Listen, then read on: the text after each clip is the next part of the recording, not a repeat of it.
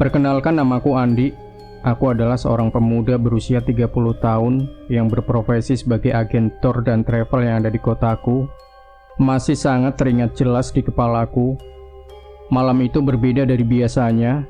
Jalanan yang biasanya ramai orang berlalu lalang, waktu itu benar-benar sangat sepi dengan tidak adanya satupun orang. Bahkan hingga pukul 21 malam, aku buka agen tour dan travelku. Aku hanya dapat 2 orang pengunjung yang melarisi bisnis kecilku ini.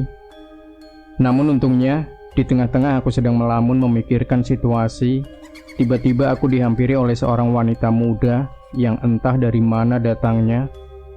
Wanita tersebut berkulit putih, berambut panjang dengan mengenakan kaos hitam bertuliskan Backpacker Indonesia.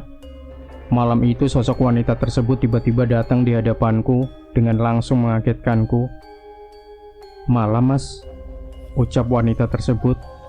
"Astagfirullah, kaget aku, Mbak," sautku kaget. "Hehe, Masnya ngelamun sih, jadi nggak tahu kalau ada saya," jawabnya pelan.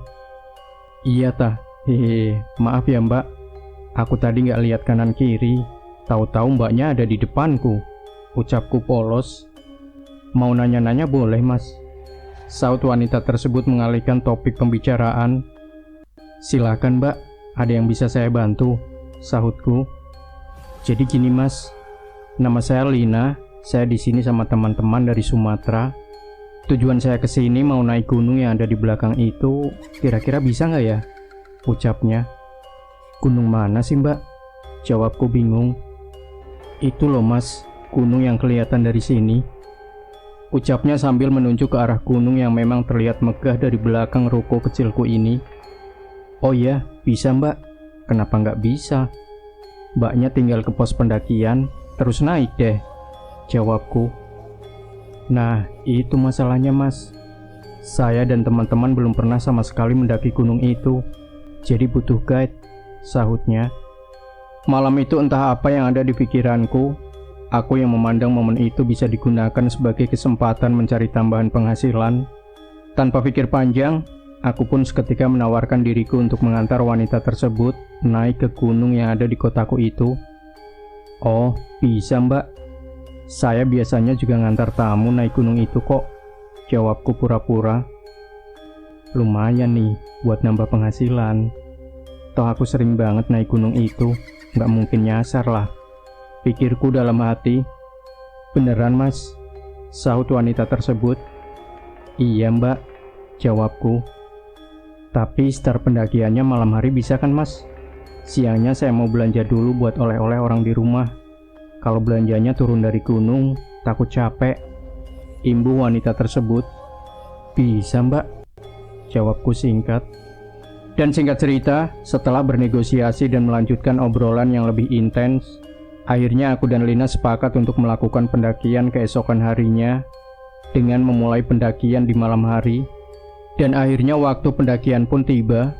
Malam itu aku memang menunggu di pos utama pendakian gunung ini, karena selain di sini memang tempat janjian kita untuk berkumpul. Di pos utama ini adalah tempat yang strategis untuk berkumpul, mengingat kendaraan kami yang memang terbatas. Namun anehnya, hingga pukul 22 malam, aku tidak kunjung melihat batang hidung Lina dan rekan-rekannya. Suasana pos masih sangat sepi, karena aku pun tidak memungkiri malam itu memang bukanlah malam minggu ataupun hari libur. Bahkan aku pun juga masih ingat, malam itu aku sempat kecewa dan khawatir sudah ditipu oleh Lina yang memang aku pun belum tahu secara jelas dari mana asal-usulnya. Dan dengan mencoba terus berpikiran positif, aku pun akhirnya tertidur tepat di samping jalan setapak, sekitar 100 meter dari pos registrasi gunung ini. Akhirnya belum lama aku tertidur, tiba-tiba aku dibangunkan oleh wanita yang kuduga kuat itu adalah Lina beserta kawan-kawannya. Mereka berjumlah 5 orang termasuk Lina, dengan 3 perempuan dan 2 orang pemuda berumuran 25 tahun. "Maaf Mas, tadi kami nyasar, jadi telat deh sampai sini," ucapnya tiba-tiba. "Oh ya, nggak apa-apa Mbak," jawabku. "Ini teman-temanku Mas, Yuli, Nita, Priska, Rehan, dan Valdi," ucap Lina sambil memperkenalkan satu persatu anggota rombongannya. Dan setelah berbasa-basi, akhirnya aku pun berniat langsung menuju pos registrasi untuk mendaftarkan pendakian kami. Namun anehnya, baru saja aku melangkahkan kaki, malam itu tiba-tiba aku diberhentikan oleh Lina dengan alasan dia sudah melakukan registrasi sebelum dia membangunkanku tadi. "Mau kemana, Mas?" ucap Lina tiba-tiba ketika dia tahu aku hendak berjalan kembali ke arah pos registrasi. "Mau registrasi lah, Mbak," jawabku. "Saya sudah daftar, Mas, tadi." "Hehe, sebelum bangunin Masnya," jawab Lina. Awalnya aku memang mulai curiga dengan tingkah Lina, karena aku pun juga masih ingat jika dia kemarin dengan tegas bilang kalau dia sama sekali belum pernah mendaki gunung ini. Namun karena aku mencoba tidak menghiraukan semua itu, akhirnya aku pun memulai pendakianku, mengawal 5 rombongan yang mengaku berasal dari Sumatera tersebut. Di awal-awal pendakian, semuanya nampak baik-baik saja. Kami berjalan rapi dengan aku yang berada di posisi barisan paling depan. Hal itu memang sengaja kulakukan, karena selain hanya aku yang tahu jalur gunung ini, berjalan paling depan adalah posisi terbaik, agar aku dan rombonganku tidak sampai keluar jalur, pikirku. Namun sayangnya, berada di barisan paling depan tentu saja mengharuskanku sesekali menoleh ke belakang untuk memastikan jika anggota rombonganku tetap dalam posisinya dan tetap dalam keadaan yang baik-baik saja. Hingga akhirnya waktu pun berjalan begitu saja. Pos demi pos kami lalui dengan lancar tanpa ada sedikit pun gangguan. Rombonganku bercandaria dengan aku yang sesekali ikut tersenyum. Meskipun aku tidak mengerti apa yang ditertawakannya, hal itu memang wajar, karena selain aku baru kenal dengan mereka, yang Lina bahas selalu hal-hal yang sepertinya berasal dari kampungnya. Hal itulah yang akhirnya membuat aku sama sekali tidak paham dengan apa yang mereka tertawakan. Dan tanpa memikirkan hal itu, aku pun coba bersikap profesional dengan tidak terlalu ikut campur dengan obrolan mereka. Dan aku hanya ingin fokus membawa rombonganku naik dan turun dalam keadaan baik-baik saja. Tapi sayangnya, ternyata semuanya tidak sesuai rencana. Keadaan yang awalnya riuh dengan penuh canda tawa, perlahan-lahan tiba-tiba berubah menjadi mencekam menyeramkan. Satu persatu keanehan kurasakan dengan sangat tidak masuk di akal, ditambah apa yang kucium, kudengarkan hingga kulihat, semuanya sangat di luar akal sehat manusia. Semuanya diawali sekitar pukul 1 dini hari. Aku dan rombongan yang baru saja beristirahat di pos peristirahatan, pagi itu harus melanjutkan pendakian. Mengingat pendakianku yang saat itu masih kurang setengah jalan. Selama perjalanan, tentu saja aku tetap berada di posisi paling depan, dengan sudah jarang sekali menoleh ke belakang, karena rombonganku yang terdengar terus bercandaria, sudah cukup bagiku sebagai tanda jika semuanya baik-baik saja. Namun anehnya, pagi itu obrolan mereka semakin lama terdengar semakin aneh saja. "Nah, di sini nih aku dulu loncatnya. Kalau kamu di mana?" ucap wanita yang kuduga kuat adalah suara Lina yang sepertinya mengajak ngobrol rekannya. "Kalau aku masih di atas, kan aku belum sampai sini waktu nyari kamu. Belum ketemu, aku ikut jatuh," saut suara laki-laki yang terdengar lirih menanggapi ucapan Lina. "Jadi kangen kayak dulu lagi ya. Sekarang semuanya tinggal kenangan," sahut salah satu anggota rombonganku. Mendengar hal itu, tentu saja aku seketika terkejut bukan main, dan mencoba memikirkan lebih dalam lagi tentang isi dan percakapan yang barusan ku dengar. Mereka ngomong apaan sih? Kok aneh gitu? Pikirku dalam hati. Namun karena aku mencoba menahan diri, akhirnya aku pun terus melangkahkan kaki dengan sudah tidak berani lagi menoleh ke belakang. Karena jujur, pagi itu perasaanku sudah sangat tidak karu-karuan. Dan tidak berhenti di situ saja. Pagi itu, belum lama aku berjalan, tiba-tiba aku mencium aroma bangkai yang sangat menusuk hidung. Aroma tersebut tercium kuat di tengah-tengah napasku yang mulai terengah-engah karena sudah terasa sangat lelah. Dan karena aku lagi-lagi mencoba tidak menghiraukannya, akhirnya aku pun terus berjalan sambil mulai berdoa sebisanya.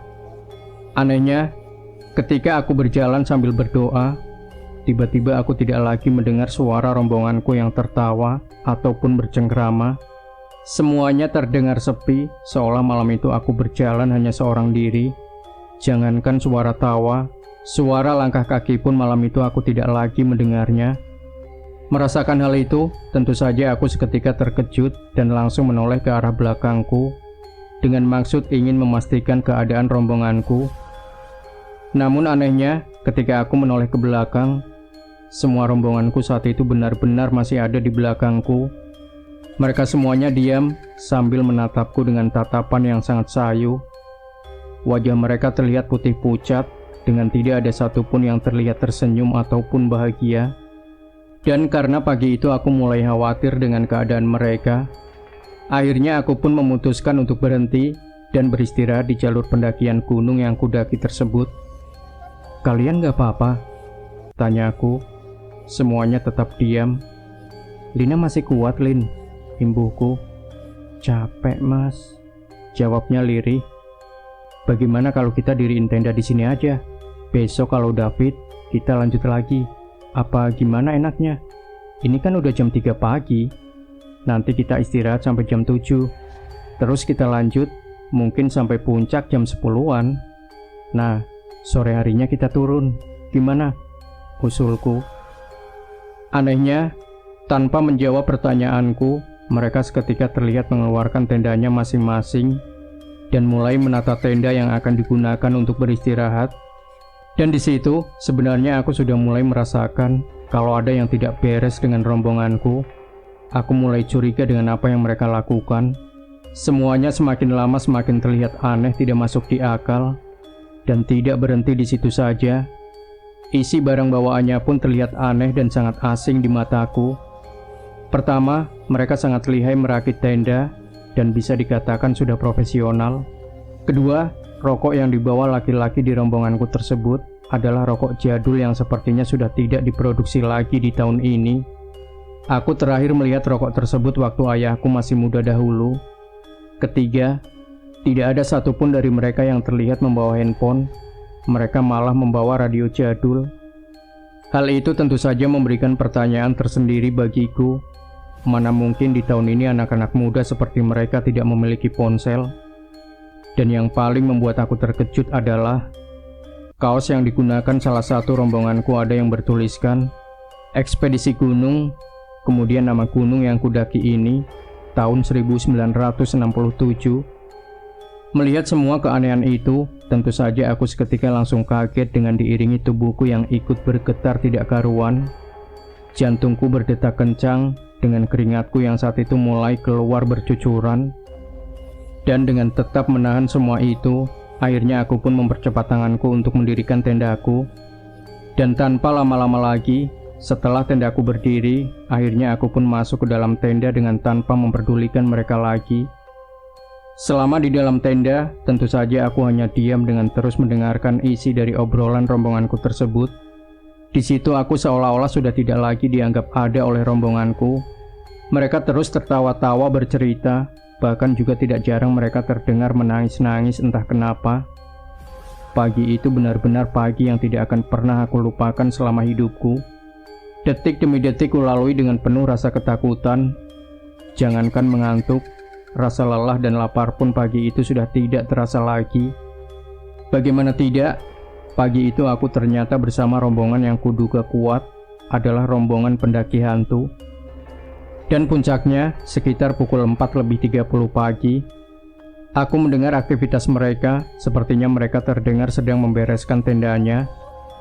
Mendengar hal itu tentu saja aku seketika terkejut dan memberanikan diri untuk sedikit mengintip ke arah luar tenda melalui celah-celah tendaku ini.